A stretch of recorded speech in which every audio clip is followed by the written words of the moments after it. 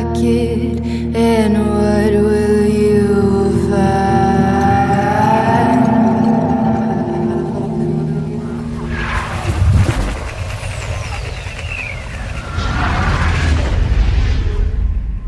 Welcome back, listeners. Trevor Barnes here, and this is Eyes to the Skies. We've been talking to Dr. Elaine Mather, coming to us live from the Exopolitics Expo in Madrid. Dr. Mather, you specialize in lunar anomalies, but yours is a different approach from many I've encountered. That's probably true. It's an enthusiastic community, but some of us are more credulous than others. And you lean toward incredulity. Incredulous can synonymize both cynical and skeptical. I, however, draw a very clear line between those two. Cynicism is a position. Skepticism is an approach. Unpack that for me, will you? You are a friend of Thomas's. He loves that infernal phrase. A cynic takes a pessimistic or negative view of a subject out of hand. There are anomalies on the moon and the government is hiding them, for example. It's a locus of perception. A simple one. It requires no evidence. It stands pat. As opposed to skepticism? Skepticism does not stand still. A skeptic hears a claim and says, "Show me. There are anomalous structures on the moon? That would be fabulous. Show me. Or better yet, take me there. Let me see them with my own eyes." I like this a lot, Doctor, but I also see where skepticism and cynicism can get confused. It's not always easy to tell the difference. Flexibility is the thing, then. It's the key to being a healthy skeptic. Perhaps, Dr. Mather, but shouldn't the skeptic hold their ground as firmly as the believer? Most certainly. There's no need to abandon the core skepticism, but we must investigate all possibilities. That's what sets us apart from the blind faithful and the cynic alike. So we should what, then? We should seek the monsters? Not only should we seek, we should lead the search. What of the notion that the burden of proof lies with whomever makes the claim? Why sit back and demand proof of others? If you hold a view, test it. The true skeptic must go in search of the very things of which they are skeptical. And only then can they eliminate or verify a claim? You can see why this has made me somewhat unpopular in the credulous halls of our friend Dr. Ott. I've been accused of asking too many questions myself. Dr. Elaine Mather, thank you so much. I look forward to hearing more about the expo when you get back stateside. Take care, Trevor. And thank you for tuning in, listener, and for keeping your skepticism healthy. It doesn't make many headlines.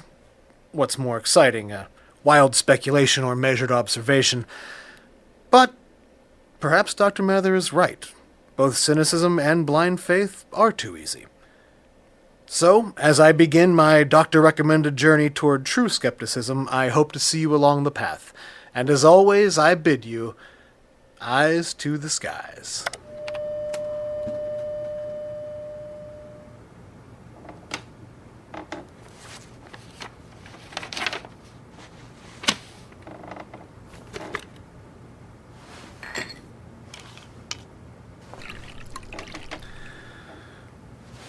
One for the cynic, one for the faithful, and one for the son of a bitch on the tightrope between.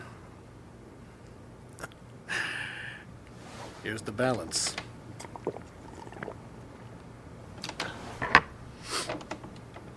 I gotta get out of here.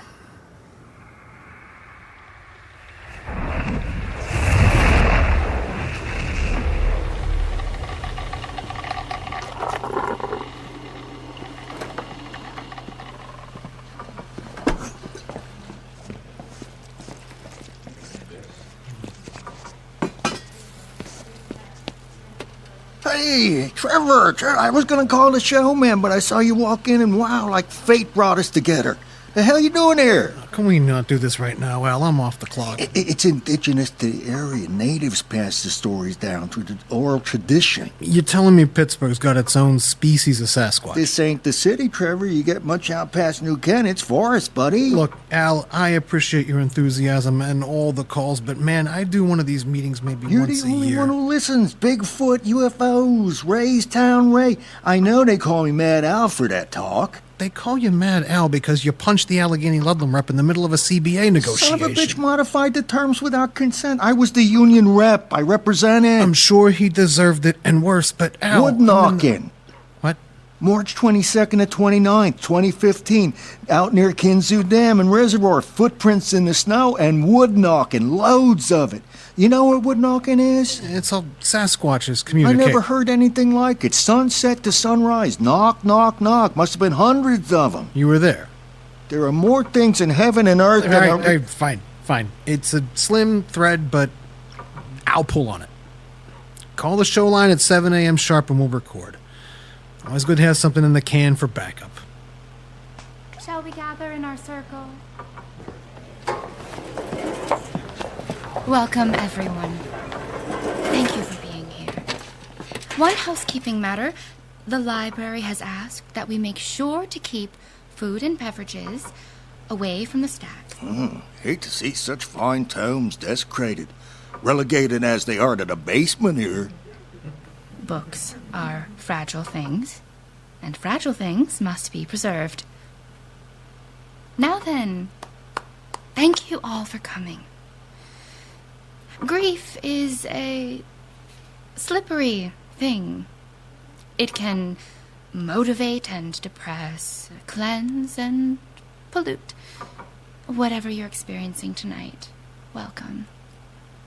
Diane, you have the floor. Hi, everyone. Hi, Diane. Everett's been gone a year. I should be used to it by now, but I still reach for him in my sleep. And I'm still surprised when I wake up and he's not there. It feels so empty when I think he's never going to make another stupid joke or do another silly dance to cheer me up. Never going to gross me out with his endless farting.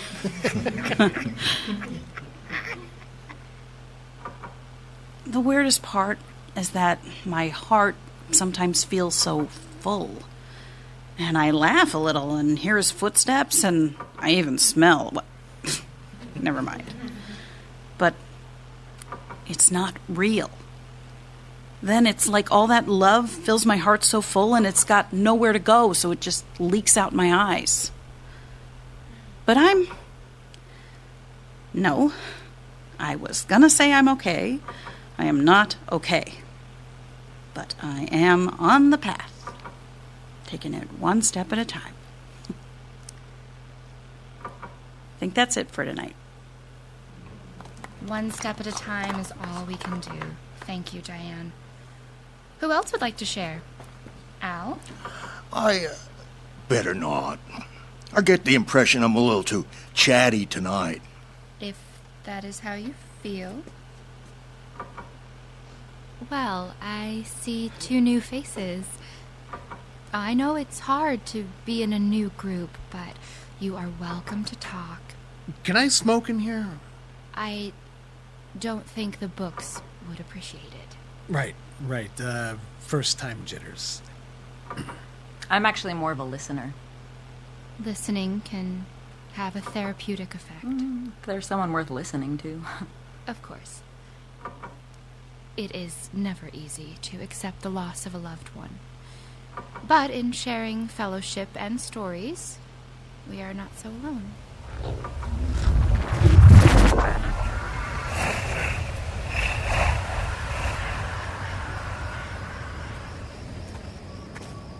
Got a light?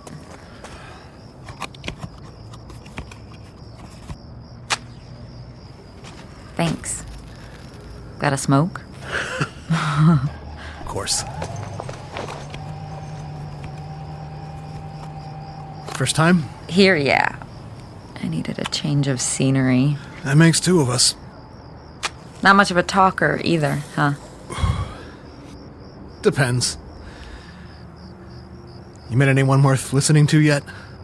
I thought I did. In my last group, David, really smart. Novelist. I always wanted to write a book. Anyway, he's gone. So I come and I listen. It gets lonely, you know. I do. I'm sorry. You'd have liked him. Though unlike you, he dealt in fiction. Have we met? I've seen you speak at a few expos. I listened to your show. Second time tonight. I shouldn't have said anything. It's fine. Really, I appreciate it. You know, it's just... You don't believe them, do you? Your guests? I think my guests are some of the most inquisitive minds on the planet. They're forging the road to truth, however winding that may be. I heard you say that the other night. Don't steep the hemlock. That was funny. Thanks. You don't have to do that, though. Do what? The radio voice. Believe it or not, you're safe here. Well... I forgot how to shop. What? I forgot how to shop. What do you mean? After my first patient passed, I went to the store and just froze. The light, the smells, the people, it was all just too much. I went home and I got drunk instead. It seems reasonable. You think you're ready? The reading, the schooling, the training. But you're not. The first time. Hell, every time, you're really not ready. What do you do? Hospice nurse. Pediatric. Ah. Anyway, the next day I take my sister shopping with me. She starts asking me these completely reasonable questions like, what do you like to cook? That just make me so angry. I don't know, Lily. Frozen pizza. That's not very healthy.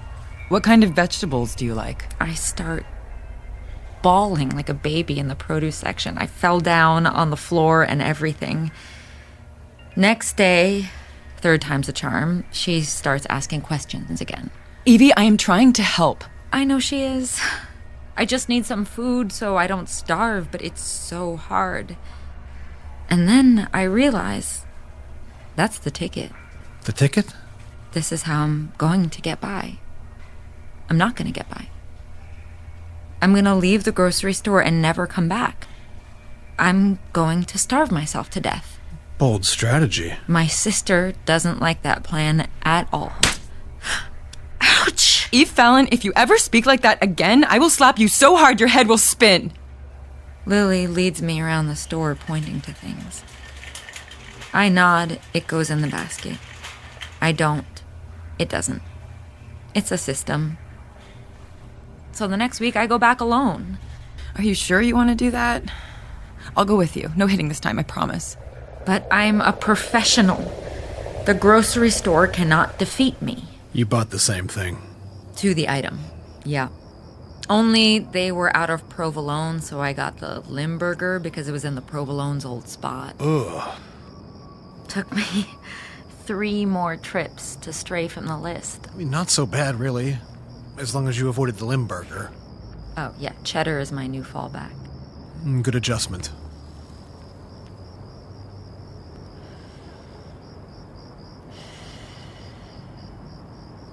Thank you.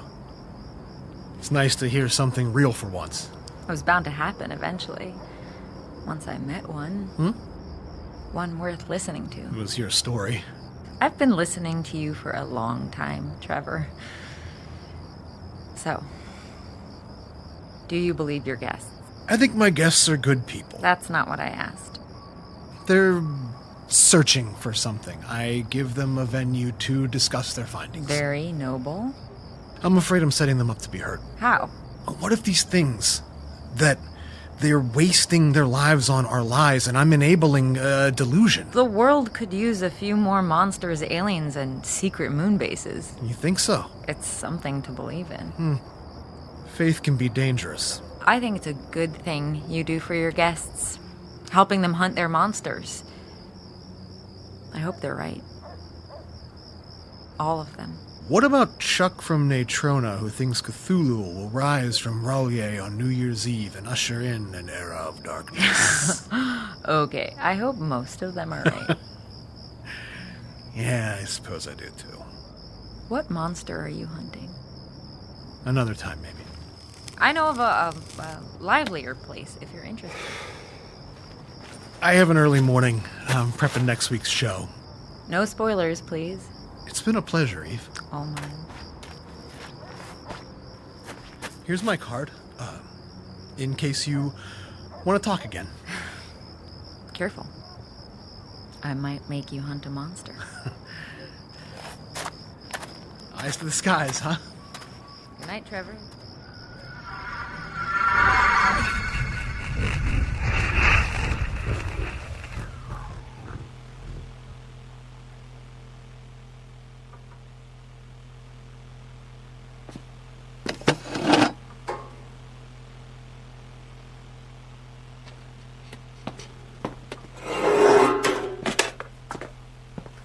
we're finished for the evening. Yeah, just had a couple of questions. Alice, was it? It was. I am ready to answer. What do you make of it? It, sir? The meeting of the minds. I am not certain I understand your question. Hunter and hunted. Alpha and Omega. Sir, while I appreciate a cryptic overture as much as anyone... You're still in character. Man, Al gets to say so many things. I noted your joy in divulging classified information. Kinsey is hardly classified, Sesh. There are hundreds of us. They don't know that. Sure they do, they just don't believe it. Shall we return? I will. You have an assignment of the utmost importance. What is my directive? Immersion observation. What is my objective? General study. See what the natives see. And my location? I booked your room at the Quality Inn. You should go to the Sports Page Bar and Grill. I highly recommend the buffalo wings. I thought the age of burnt offerings had passed. Primitive, I know, but the way they prepare them with the grill and the sauce and the... Oh, and get blue cheese, extra, trust me. Charred flesh dressed with clotted organic discharge. Well, when you put it that way. These are facts. The whole is greater than the sum of its parts. Is it? In point of fact, you're right. Of course, clotted, molded cream suspended in slightly less clotted cream, a bowl of rotten milk, but damn if it isn't tasty as hell. And on a spicy wing, perfection. I will take it under advisement, sir. And have a beer. Hell, go wild. It's on the company card. Intoxicants are forbidden while on excursion. They are. I am not sure what to make of this assignment, sir. That's part of the fun, Sesh, figuring it all out. You never answered Mad Al's question. What do you think of the confluence of our agents? Unremarkable. A bit of tension, likely environmental. Typical of platonic human relations. So it would seem. Sir, did you arrange their interaction? I may have. Subtly guided them to this moment. Agent 15068 is cleared for interaction. We know nothing about her. I've been watching her. We are not authorized to... I know about our clearance levels, authorizations, all the official parameters. It's boring. You're a researcher, aren't you? I am. This is new knowledge. A new way forward. There's going to be more going on here than you yet realize. Yes, sir. And you have fun tonight. That's an order. I've got my own assignment to attend to.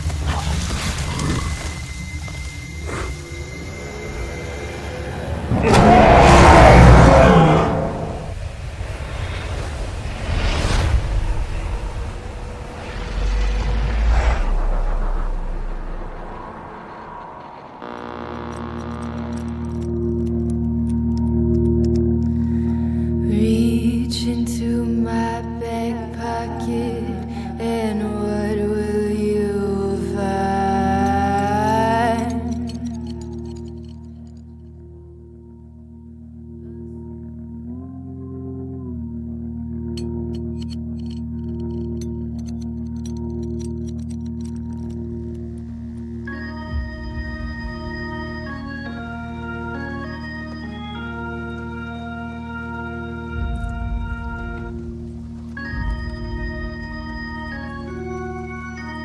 You've been listening to Cryptids on your chosen podcast platform. Cryptids is created by Alexander V. Thompson, starring Marianna McClellan, Alexander V. Thompson, William McNulty, Jenna Krasowski, Sarah Kinsey, and Meryl Jones-Williams.